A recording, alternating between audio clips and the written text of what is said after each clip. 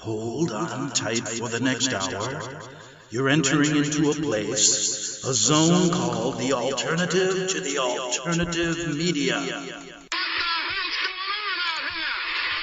It's a place, a special place where even truth seekers fear to tread. All right, people, let's move like we've got a purpose. Affirmative. Greg Anthony here, and glad you are back on the Investigative Journal on this first day of March 2017 day on our calendar. And let's get the Jesuit quote out of the way because I have a lot to discuss. This is by J.E.C. Shepard, and he stated this, quote, "Between 1555 and 1931, the Society of Jesus, the Jesuit order, was expelled from at least 83 countries, cities, states, and city-states for engaging in political intrigue and subversion plots against the welfare of the state. According to the records of the Jesuit priest of repute Thomas J. Campbell, practically every instance of expulsion was for political intrigue, political infiltration, political subversion, and inciting to political insurrection," unquote. Now, my question to you is, what do you think they're doing here in America? Have they, miraculously changed their ways? I don't think so. But anyway, you'll get a different opinion on the mainstream, so you make up your mind. Okay, so before I get to my main topic of discussion today, and that's sanctuary cities and why that one issue could lead to the Second American Civil War, let me state this. I woke up this morning, realized that February was over quickly. I never know when it is. Some days it's 20, some years it's 28 days, 29, 51, 63, I don't know. But anyway, it's March 1st, and I totally forgot. I guess my Catholic upbringing is kind of fading away every day. But today, according to Catholics, is called Ash Wednesday. Now, I was alerted to this I turned on Varney and Company, which is a business show on Fox News, one of the mainstream cable networks. And he was reading an email from a listener that stated this, and he actually read it. And the listener said, and I'm paraphrasing, "Varney, today is not a Christian holiday. Ash Wednesday is a tradition, a man-made tradition, and has nothing to do with Christianity." He actually read that. Then, of course, they had to comment on it.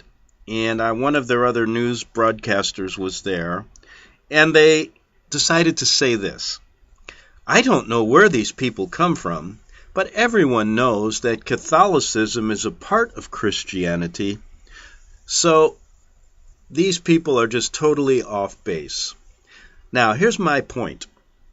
Mr. Varney, why should I listen to your, I listen to you, and he gives you tips.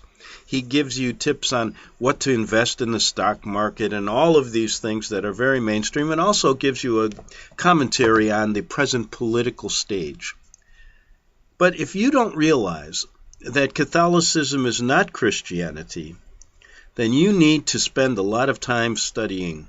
And I would recommend you go to the Bible, because the Bible will tell you that. So that's what you're getting from the mainstream. So today, being Ash Wednesday, I was looking for the broadcasters who are going to put ashes on their forehead. Now, Varney, I'm watching now, doesn't have any ashes because he's from England, and he's probably an Anglican or something else. And he's under the ecumenical movement, and basically a closet Catholic, having no idea that Ash Wednesday basically is a pagan holiday. Now, when I was a kid growing up in Catholicism, they put ashes on my head every Ash Wednesday, and they told me, "Don't wash up." What? I said, "Well, what if I go home and I want to wash these off?" They tell me, "Don't wash the ashes off." I said, "Well, I usually take a shower. Don't take the ashes off." So they said they'll come off naturally. Come off naturally. The only way they came off with me is after school I would go out and play baseball. And I would start sweating, and the ashes, all that black stuff would roll down into my eyes, and my eyes would start burning. So I just had to get rid of it. So, I mean, what was that all about? Now, what I want to do before I get into sanctuary cities, huge topic, and I bet a lot of you don't understand exactly legally what that means. It actually doesn't have a legal definition, but it's basically pitting people who are opposed to open borders against people who want to secure our borders. But I saw this, and I wanted to explain this on Ash Wednesday. So I'm going to look. I know that the O'Reilly factor, and a lot of the Catholic broadcasters will have ashes on their forehead as they're doing their show today because they're told not to wipe them off. I wonder how they put their makeup on. Do they just put the makeup on around the ashes? Interesting question. And what about if you get an itch there and you want to scratch it? Can't you do it? You drive me crazy. But anyway, I was looking for the pagan origin of Ash Wednesday, so I found an article written by a guy that was pretty succinct and right to the point. So instead of babbling on, let me read what Craig Portwood said about it. He said, "It's not mentioned in the Bible, Ash Wednesday." And of course, while I'm reading this, you'll get some of my genius comments. Okay. None of the apostles observed it. Nowhere are Christians commanded to keep it. It was not even officially practiced until nearly 1,000 years after Christ's resurrection. Like so many other non-biblical Christian or Catholic customs, it has pagan roots. Now, I'm going to paraphrase and say, guess who brought those pagan roots into Christianity? The very people we talk about, these great Jesuit educators, are all, telling you to do this crazy stuff, So anyway, it's a sad fact that modern Christianity has appropriated so many customs from the practice of heathens that one might wonder if it should still be called Christianity. Well, listen, you can practice Christianity. I'm saying this now. You can practice Christianity if you read the Bible. And what we're doing here is piecing out Catholicism. I don't think I see the Lutherans going around with that. And I remember when I was a kid, I had a friend who was a Lutheran, and most of us were all Catholics. And I remember I used to run around making fun of him because he only had 3 commandments and we had 10, something like that. And he didn't put ashes on his forehead, so he wasn't an anointed one. This is how you grow up, in Catholicism. Giving you, these guys, what they do a number on kids, and they're still doing it.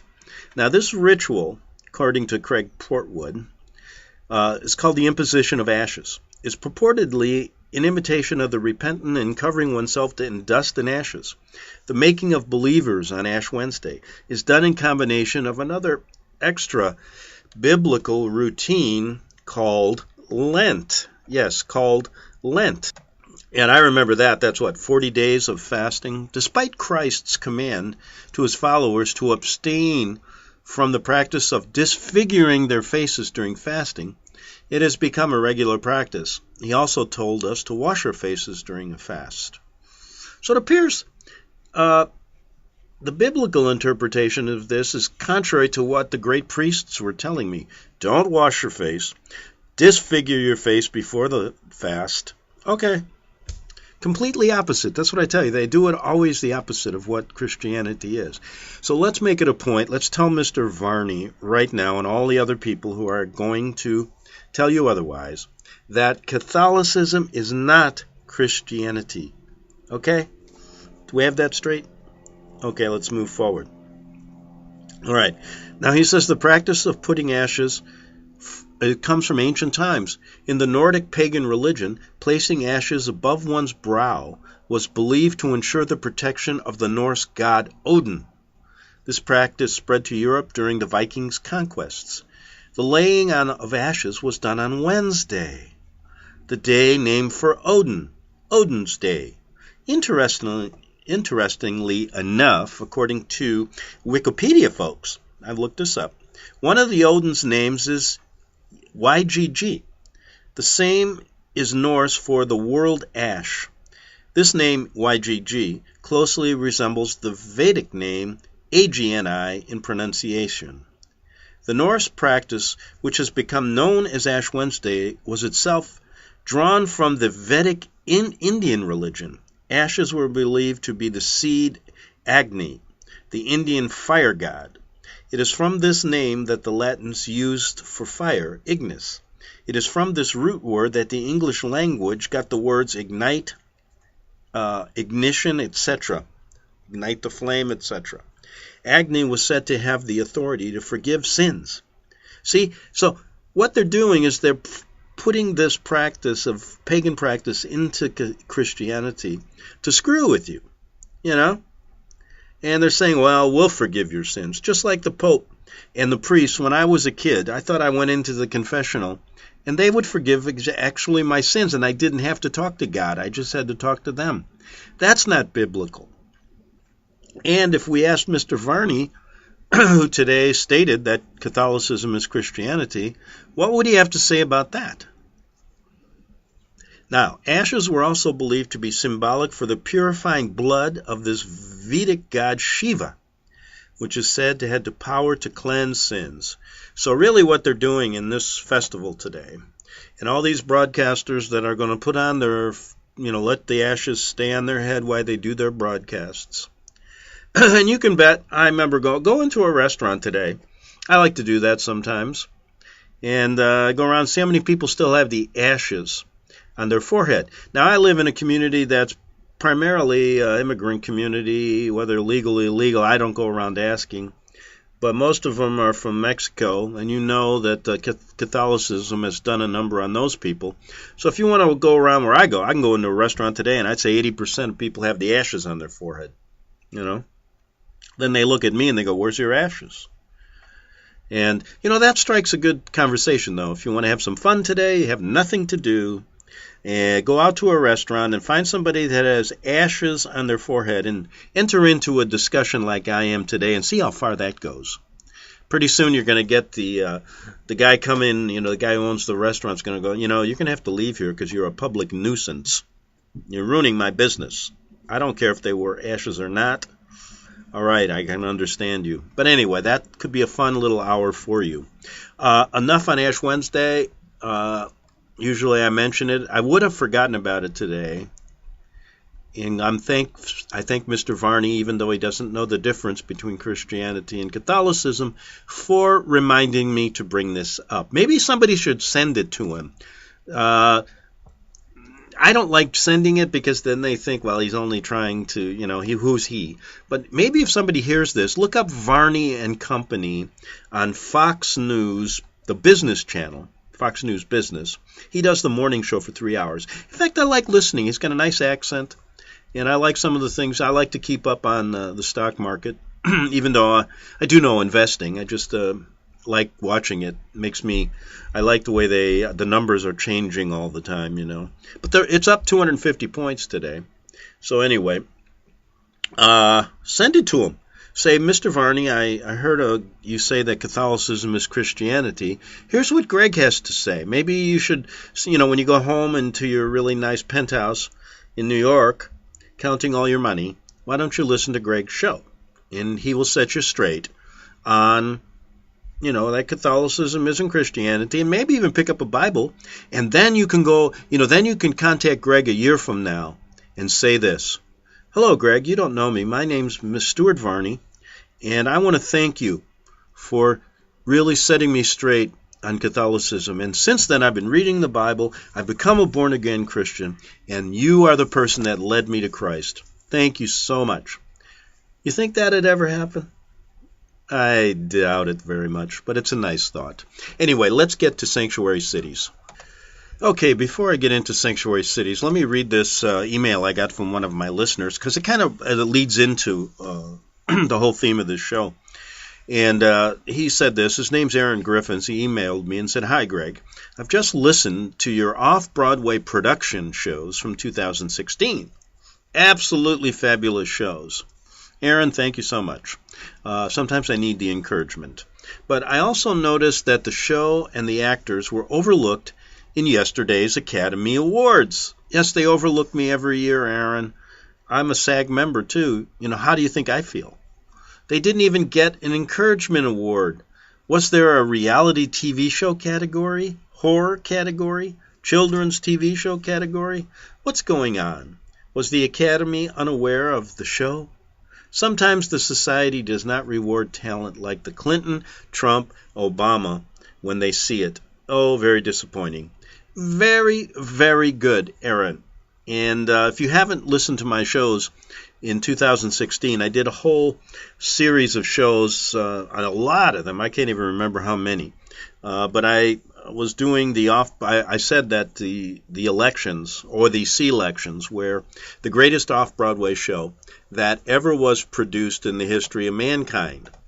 And the reason I said that is because really what they're doing in the political stage, even today, after the elections, is it's fantasy that 99.9% of the people live in.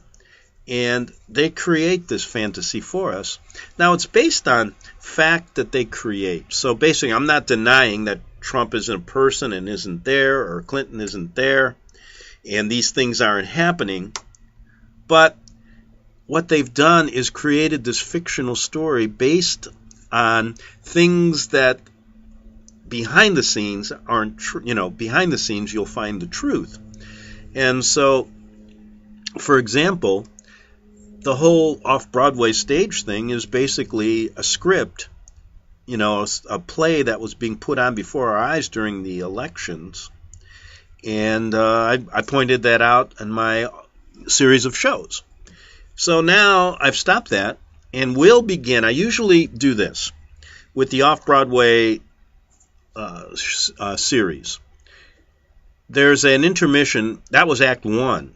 And usually a play will have 3 acts, sometimes 2, but this one will have 3.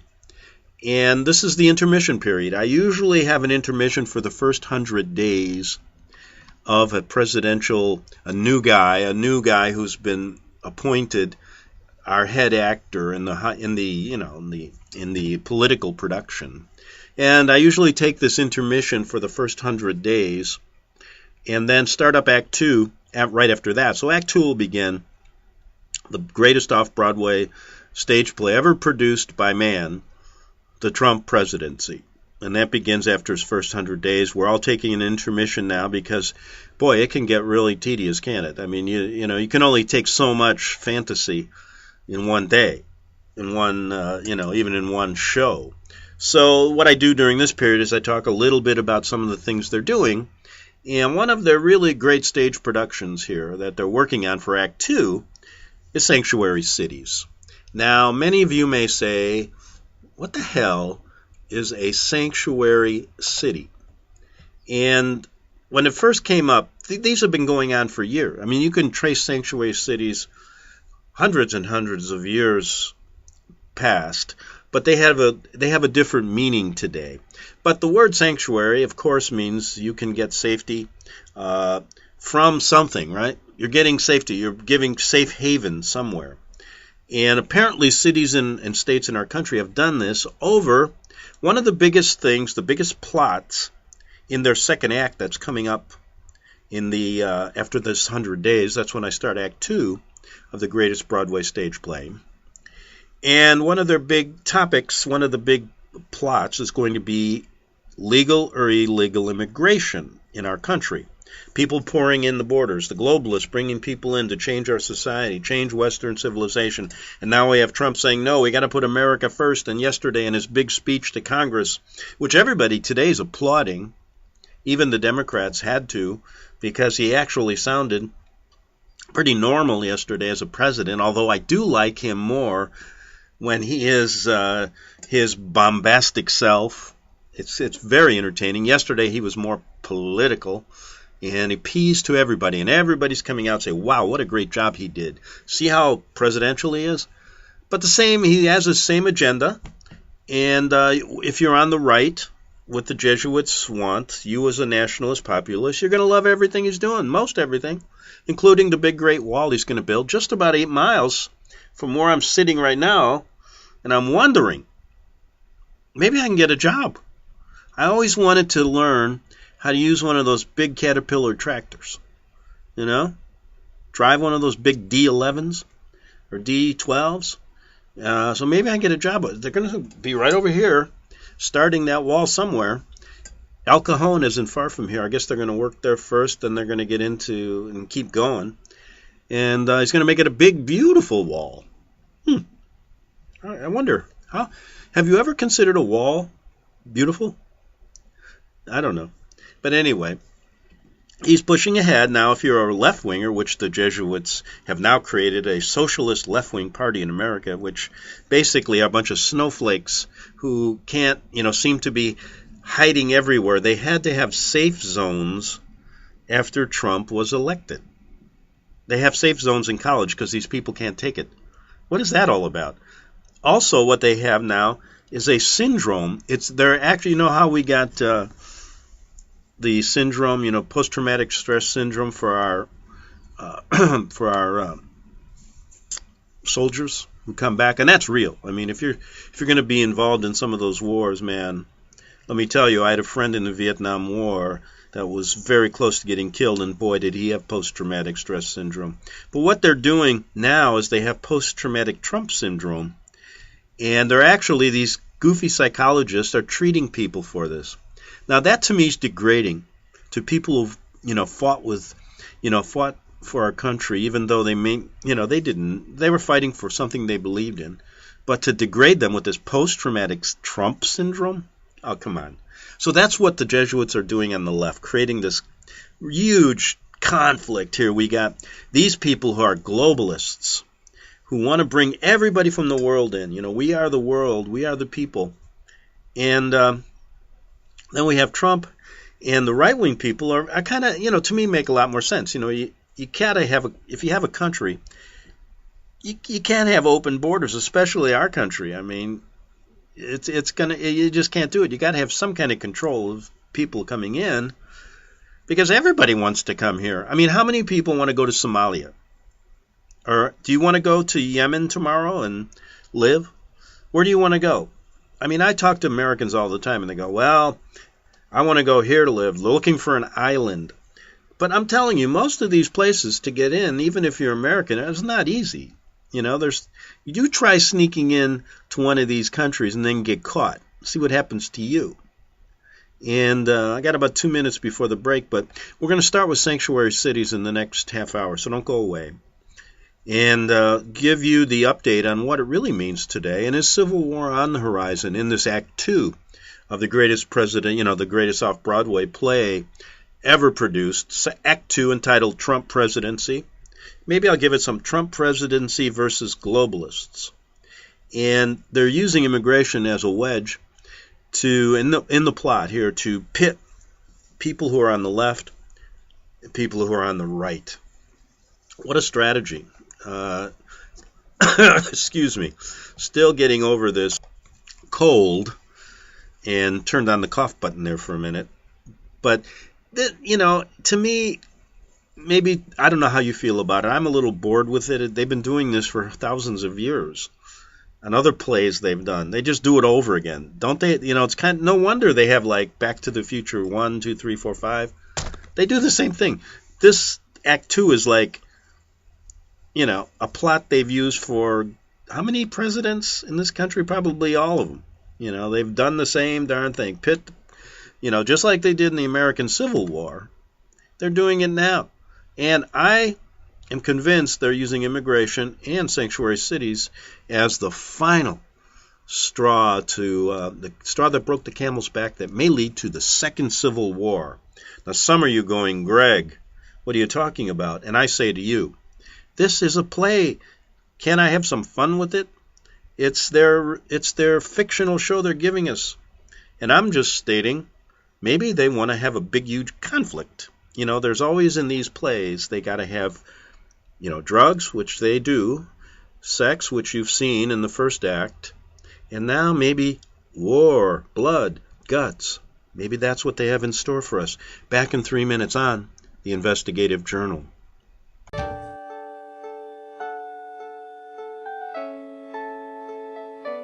The program you are listening to is 100% sponsored by you, the listener, on this First Amendment Rights Media channel. you will notice that there are few commercials on this radio network. There's a good reason for that. Corporate advertising dollars come with strings that limit program content. So without your help, these programs cannot continue on internet or our several affiliates. If you benefit by the educational law programs, we ask you to give. If you are admonished or nurtured by the Bible and ministry programs, we ask you to give. If some voice a cause that you are passionate about, we ask you to give. If you believe in any of these, we ask you to support them as you would a missionary on a continual basis, as if giving a tithe for missionary radio. These programs are not commercially viable and must be supported by those faithful to the cause of truth. Look for the button to sponsor your favorite programs at our listen and schedule pages on the internet. Then, when you subscribe, we will send you the last quarterly MP3 CD of that program immediately, and continue to do so with each new quarter. We will also give you unlimited archive access to all of our programs. We're asking you to give much less than a tithe, so that you may also send support directly to a particular program host, cause, and anywhere else the Spirit may lead you.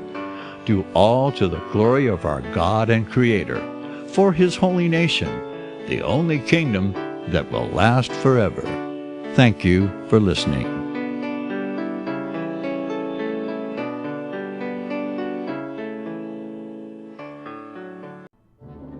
The book of Revelation says, "The spirit of prophecy is the testimony of Jesus Christ." This is at the very heart of FirstAmendmentRadio.com. In that spirit, we have created the Prophecy Reality News app for all of your mobile devices, streaming First Amendment Radio 24 hours a day, 7 days a week. Available for your Apple, Android device, and smartphone, absolutely free. Get the Prophecy Reality News app installed today so you can listen to First Amendment Radio wherever you are. The Prophecy. Since the beginning of time, kings have sought it, nations have fought for it.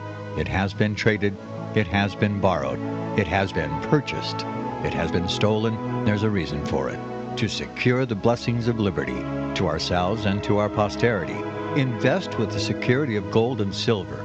Call Discount Gold and Silver Trading at 1-800-375-4188 or visit DiscountGoldandSilverTrading.net. Listen to Financial Survival with your host Melody Cedarstrom right here on FirstAmendmentRadio.com at 4 p.m. Eastern or 1 p.m. Pacific Time. Visit DiscountGoldandSilverTrading.net or call Discount Gold and Silver Trading at 1-800-375-4188. Toll free 1-800-375-4188. The following program is labeled dangerous and off limits by the supreme Jesuit command. But stand tall, people. Listen up, and you may just learn something. Oh, dear Lord Jesus, this ain't happening, man. This can't be happening, man. This ain't happening. Okay, we're back for the second half hour of the Investigative Journal, and I want to get into sanctuary cities, this conflict. And in this off-Broadway stage play, continuing after our intermission, which is the first 100 days of the Trump presidency, Act 2 starts after that. What do they have in store for us?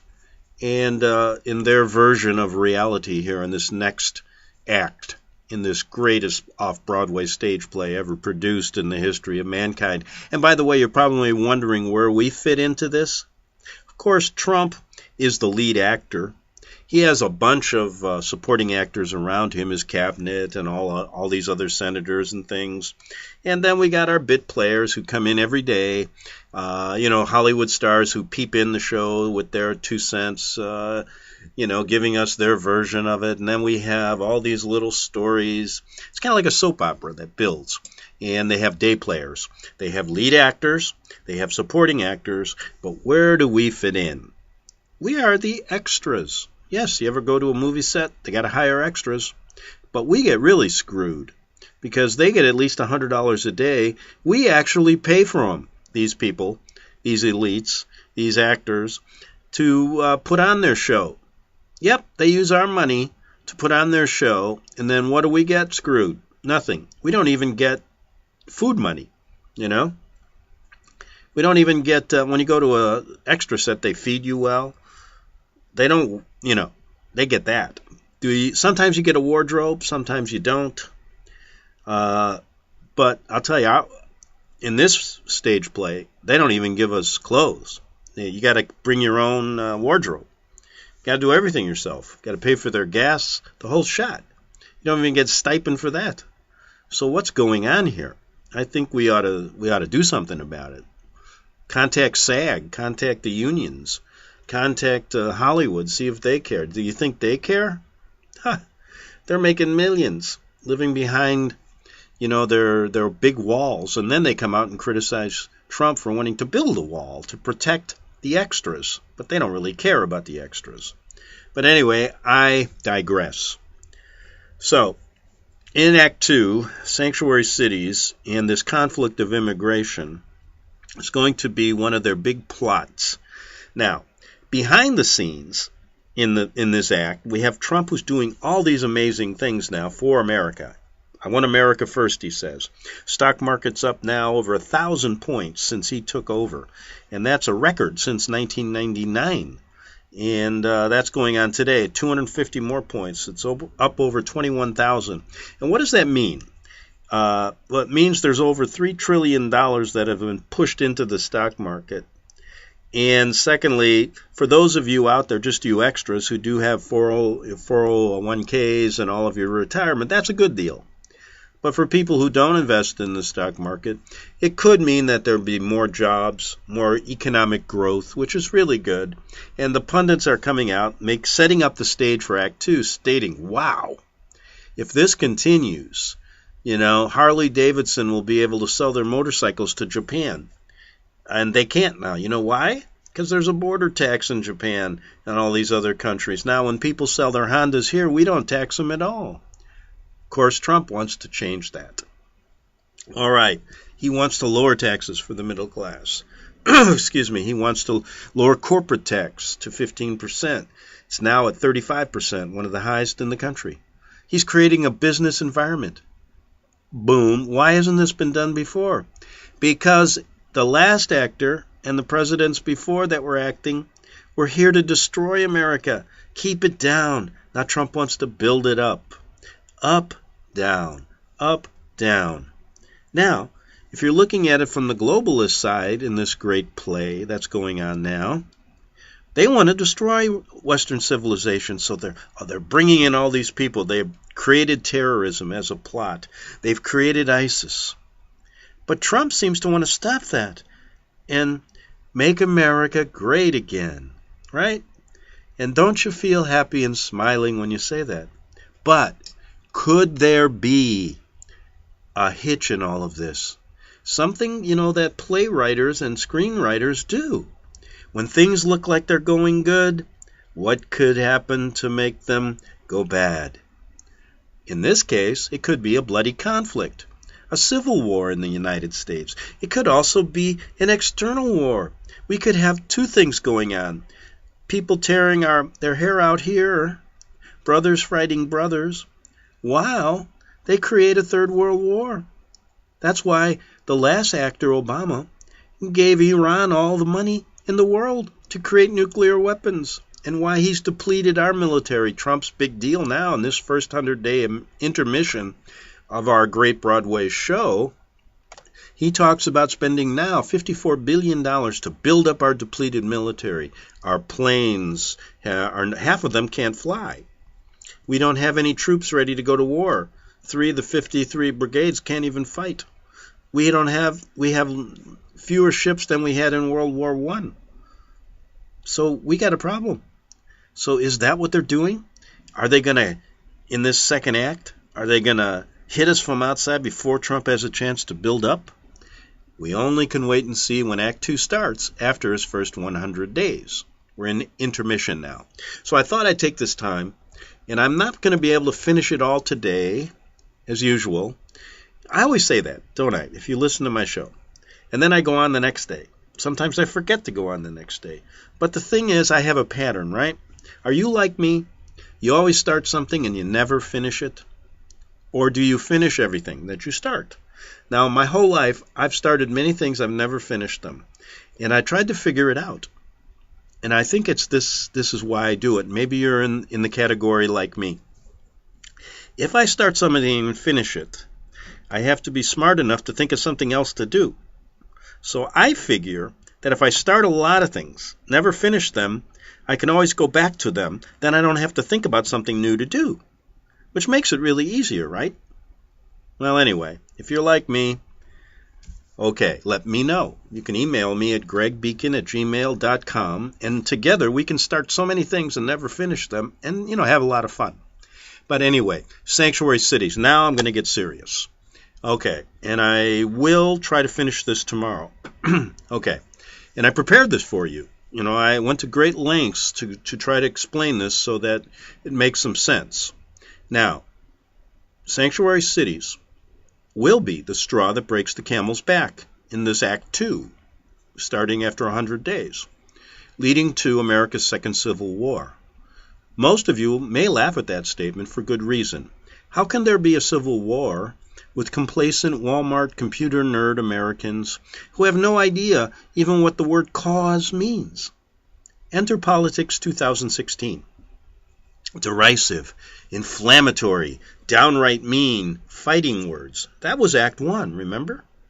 And it only takes a match to ignite a flame, ignite a city fire. Remember Chicago, that destroyed Chicago? And it only takes a few violent leftists and rightists in this play to create a civil war. But first, a look at the conflict brewing while we're in intermission now, and then similarities of our first bloody civil conflict.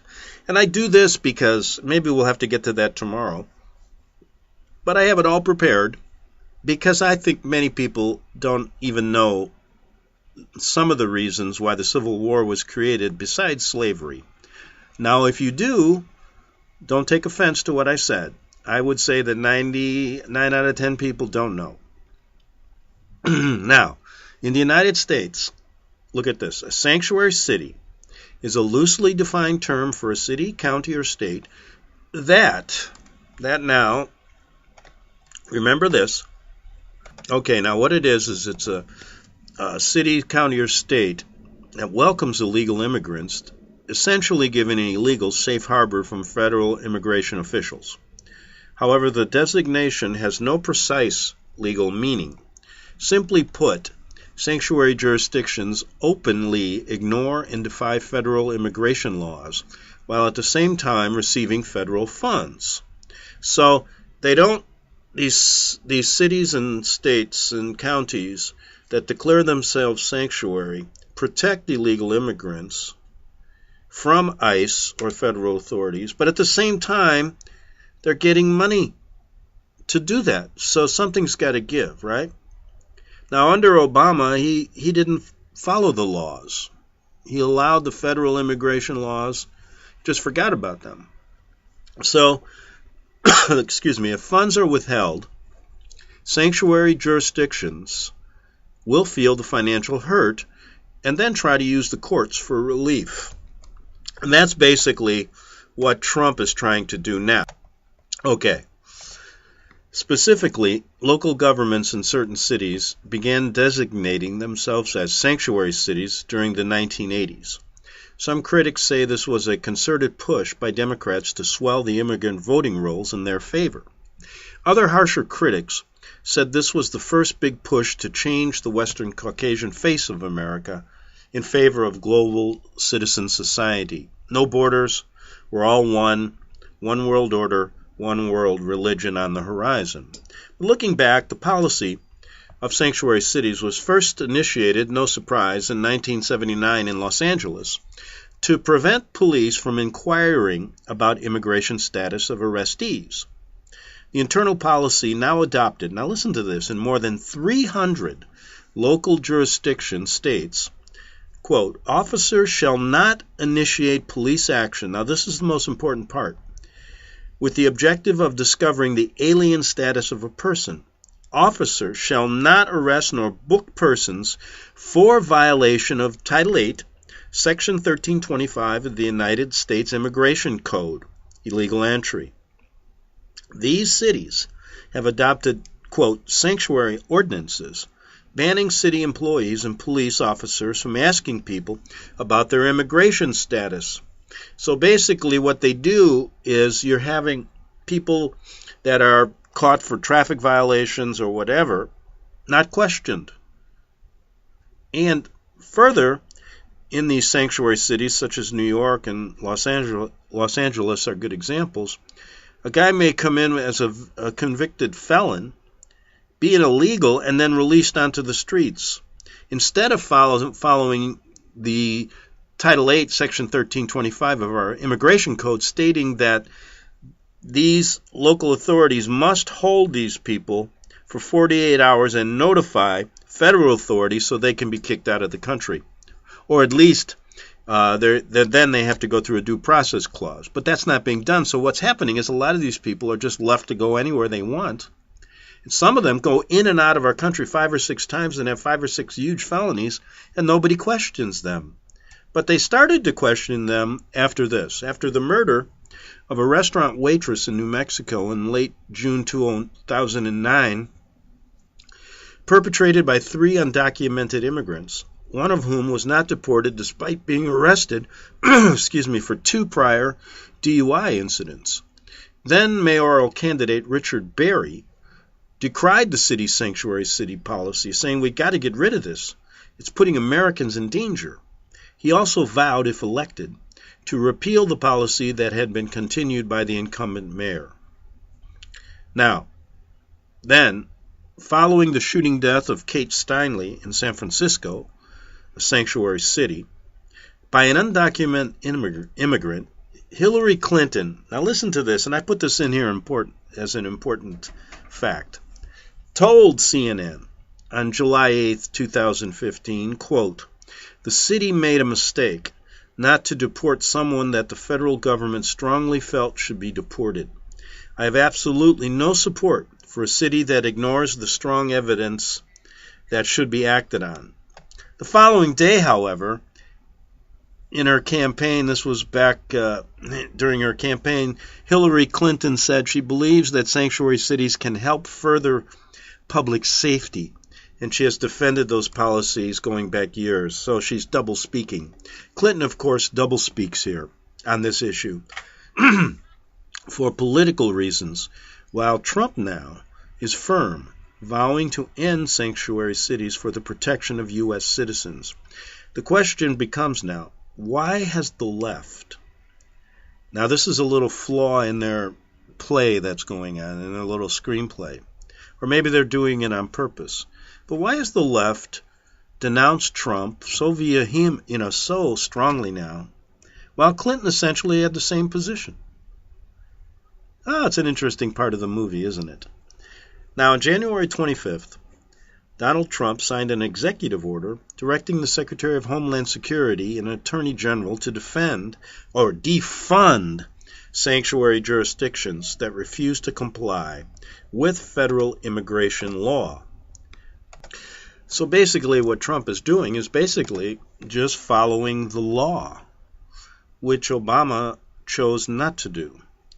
He also has ordered the Department of Homeland Security to begin issuing weekly public reports that include a comprehensive list of criminal actions committed by aliens in any jurisdiction that ignored or otherwise failed to honor any detainees with respect to such aliens. Now, the other side is arguing that Trump, by withholding federal funds, would be unconstitutional. Another great issue that'll come up in the next act of this play. So here we go. The battle lines now are being... Okay, so now the battle lines are being drawn, with California and New York leading the fight against Trump. And if recent violent protests erupting all over the country is any indication, it will only get worse. And as of this show right now, 1 in 3 Californians support the secession movement to leave the Union as the political divide is growing throughout the country. Now, why is this political divide growing? What are they doing in this stage play? See, for years now, people have gotten this idea that, and this is what the left is all about, that America shouldn't follow its laws anymore, that we should allow everybody into the country, that, Obama created this idea that America needs to apologize for everything it's done throughout the world. And so we have this sympathetic view of immigrants who come in here.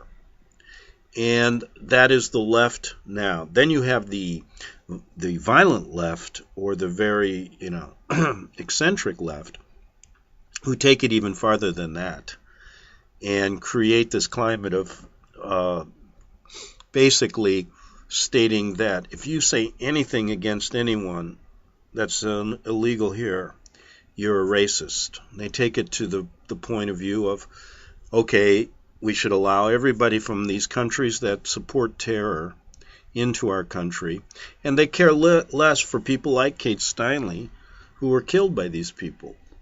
And so you can see the battle lines they're drawing here.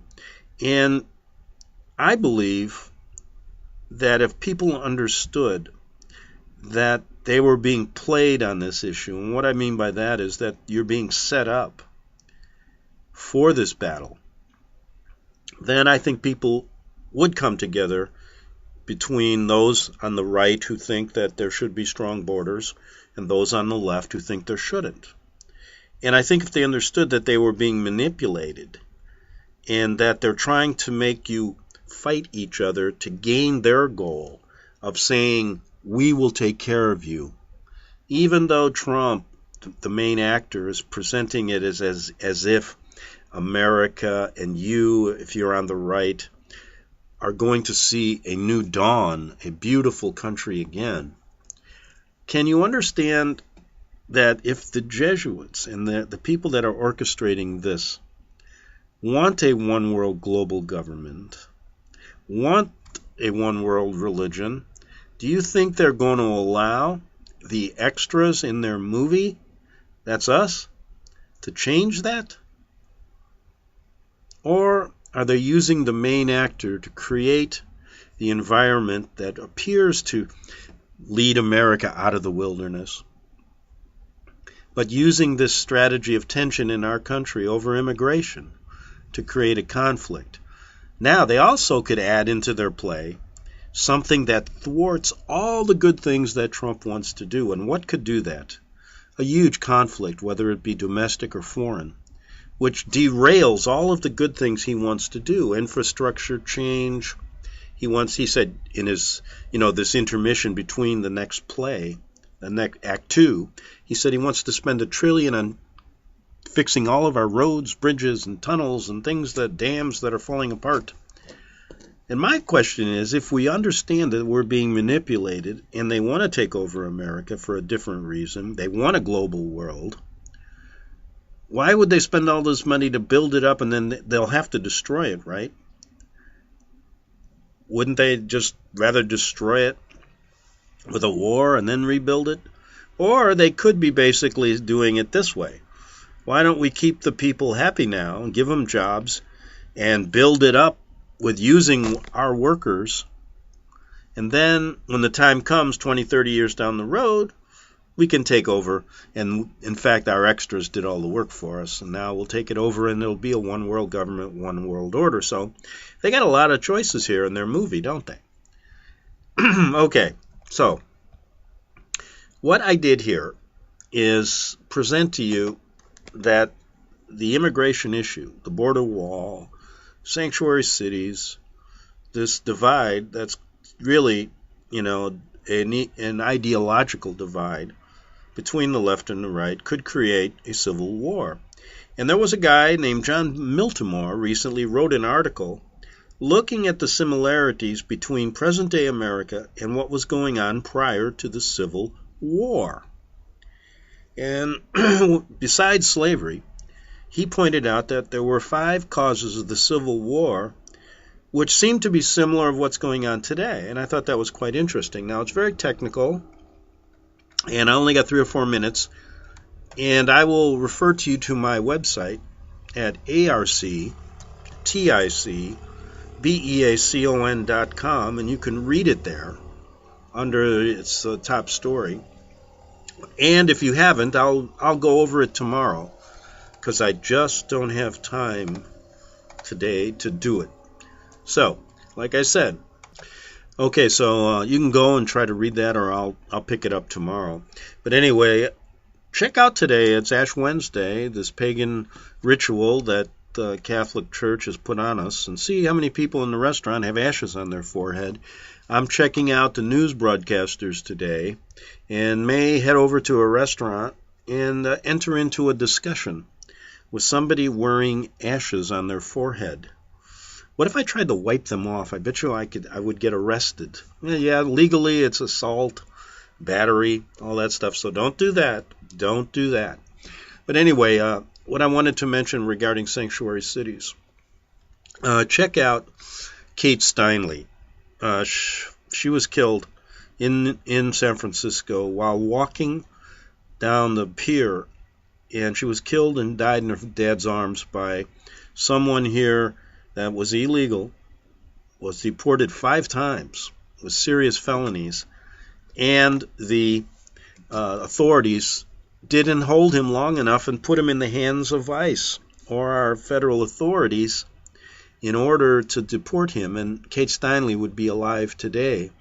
So there's some legislation now coming out in several Midwestern states which are trying to hold county or city or public or state officials liable for these injuries that occur if they don't follow federal law. Now that will be, of course, fought in the courts as well. As you know, most politicians have immunity from prosecution. But we'll see how that goes. So it's a huge issue they're going to use in their Act 2. That starts, I usually start it after the first 100 days, because I consider this an intermission period where they're building up all of their plots and strategies to put onto you in this movie coming up after the first 100 days of the leading actor's presidency, Donald Trump. And they've picked a pretty good guy this time. He's interesting. A lot of people like watching him. So we will be back tomorrow on the Investigative Journal. Visit crosstheborder.org, CROSS, crosstheborder.org, to get your print, EPUB, or PDF version of the book, The Rapture Will Be Canceled. That's crosstheborder.org. I know you all want answers, and believe me, so do I, and I'll do my best to get them.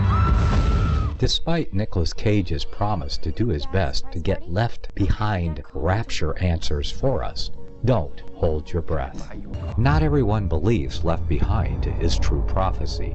Some may even regard as conspiratorial the mainstream re-release of the Left Behind movie with actor Nicolas Cage portraying the main character as an attempt to further reinforce in the minds of all this perception of false prophecy, in order to condition the masses for the play about to begin. If you want true Bible prophecy answers, get the book, The Rapture Will Be Canceled.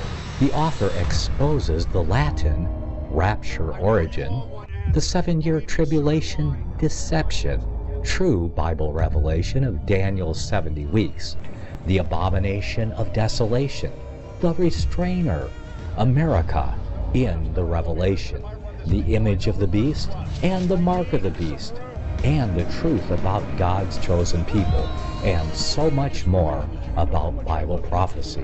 This book will shatter the Left Behind paradigm of future events. Get the book, The Rapture Will Be Canceled. Visit crosstheborder.org, CROSS, crosstheborder.org, to get your print, EPUB, or PDF version of the book, The Rapture Will Be Canceled. That's crosstheborder.org.